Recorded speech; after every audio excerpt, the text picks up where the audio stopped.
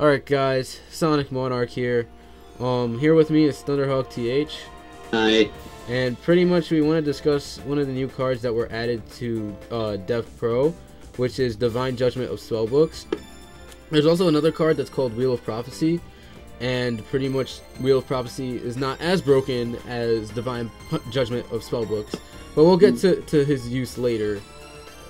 But pretty much I've been hearing around on different places how you can get like +3 and +5 on it. No, it is far worse than +3 or 4. Now it is.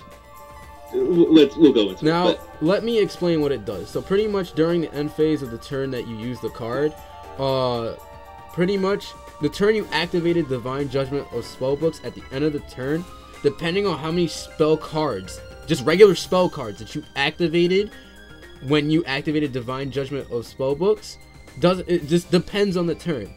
Say for instance I added I played what 6 or 7 spell cards this turn, right? At the end of my turn, I can literally add from my deck to my hand 7 spellbook spell cards from my deck to my hand, and then special summon to the field 1 monster whose level is equal to the amount or less to the amount of spellbook cards that I've added to my hand. Now, with cards like Justice of Prophecy, do you know what this means? I can add Justice of Prophecy to the field. Basically, during the end phase, her effect activates. I can banish her, get another spellbook, and hell, get High Priestess of Prophecy to my hand. Which is going to come out next turn, considering the fact that so long as you activate, considering the fact you already added 3 to get Justice of Prophecy out, that's assured High Priestess the next turn. Exactly. Not to mention, there's also another thing which I have done with Fool of Prophecy, which I'll show later in the duel. Fool of Prophecy, his effect can also activate during the end phase, because but that's while it's face face up. But let me explain how that works. So after you've used, Divine Judgment of Spellbooks, you have all this hand advantage that you have to now discard because you have like 13 cards in your hand, right? You need at least 6, for Dev Pro it's 6, but originally you need 5 cards to activate Fool of Prophecy's effect, and they have to be with different names, which is hella easy to do, because then when you activate Fool of Prophecy's effect, his effect activates even after you discard it from your hand.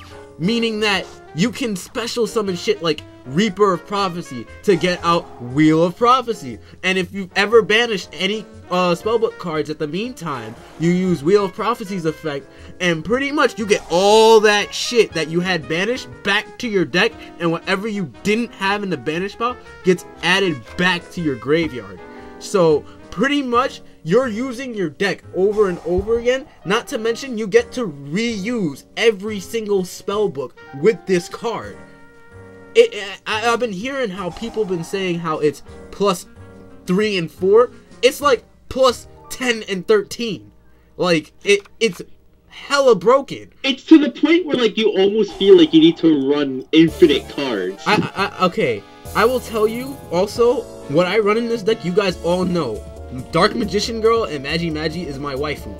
So Magi's a legit thing though. However, yeah, Dark Magician Girl, why would I ever run Dark Magician Girl in a why would any normal person run Dark Magician Girl? No real reason. Exactly. However, the fact that he does run it and it still works says a lot for the deck. And trust me, I want you guys to know this.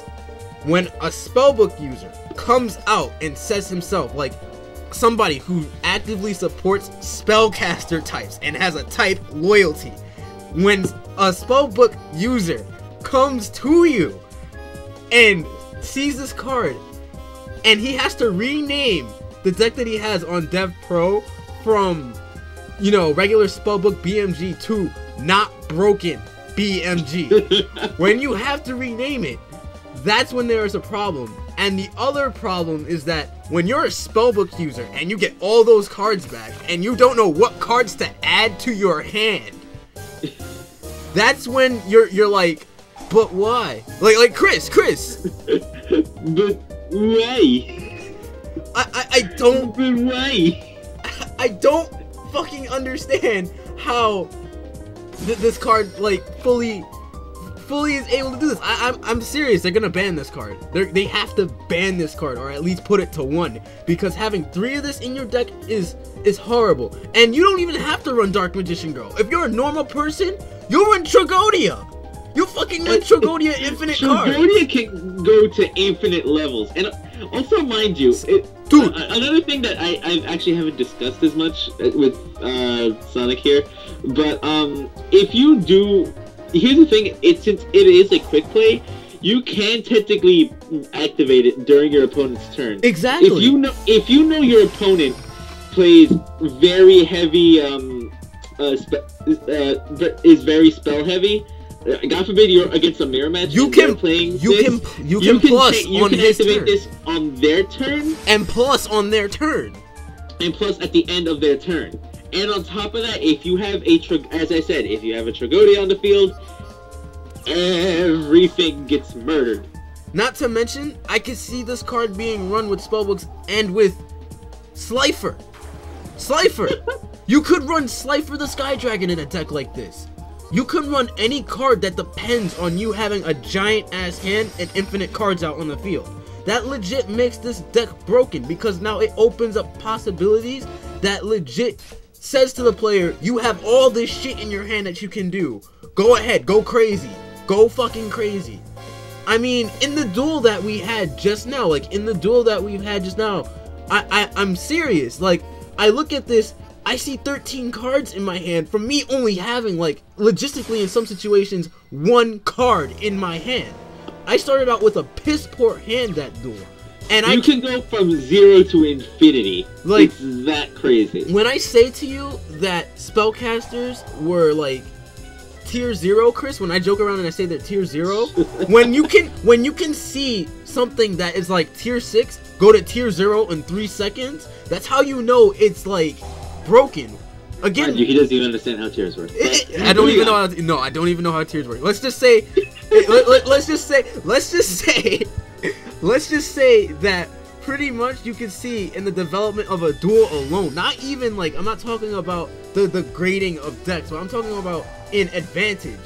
You can see a tier 6 deck like this go to tier 1 in like a matter of seconds, in that kind of term, I guess. Like, that's how broken this card is. And I'm a spellbook user. I would shut my mouth and not say shit, but that's how bad it is. That's how unfair it is. That really is how unfair it is. I mean, Chris was trying to run rabbits on me. I don't think he drew a very great hand, but he drew, nevertheless, shit like Ryo. I drew into Ryo, and normally that would shut down a deck like this, considering the fact that he searches a lot. But no! However, he still managed to get over it, and still managed to plus into infinity off of it. Not even that. Cards like Spellbook of Fate. Which just allows you to manipulate the field. Dude, you can technically spam that now only because you can fill up the grave that much faster, because then you're going to have to discard a lot at the end phase. And not to mention cards like, you know, Spellbook Starhole, which doesn't even get used that much, is now seeing usefulness. Because, hell, I used it a lot and it helped me. But now you can get to plus 1,000 attack on every single one of your monsters. Imagine that. Now put three Starholes in your deck and see how that works for you. It's just, and not to mention you can run shit like Prophecy Destroyer. You can run shit like Prophecy Destroyer in a deck like this even more now because of this card, because you just mill to hell and back. I mean, it's just insane. You don't even need to run trap cards. You don't. Like, the only trap card I could say you could run, and Chris agrees with me on this, Treacherous Trap Hole. It's like legit that bad. But pretty much that's the pretty oh my god, that's pretty much how this deck works with Divine Judgment, and Divine Judgment is a really broken card. I'm just stating that right now. Divine Judgment, damn, too good. It's too good. It needs to. I could see it being I could see it being at least at 1 rather than banned. I could see it at least being at 1 only because it's an insanely powerful card that lets you plus into your entire deck. And if it goes in, since it will go into booster packs, I want, like, Chris, you mentioned this to me, like, it's definitely going to be a secret rare.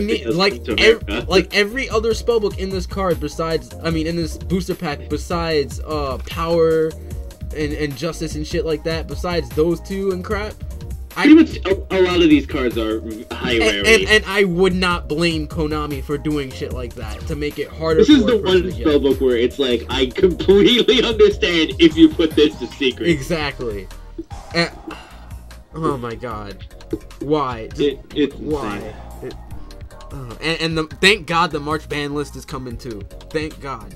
And I'm a spellbook user, mind you. I'm a goddamn spellbook user, and I'm saying that I don't want to fucking play this card. That's how bad it is. That's how bad it is.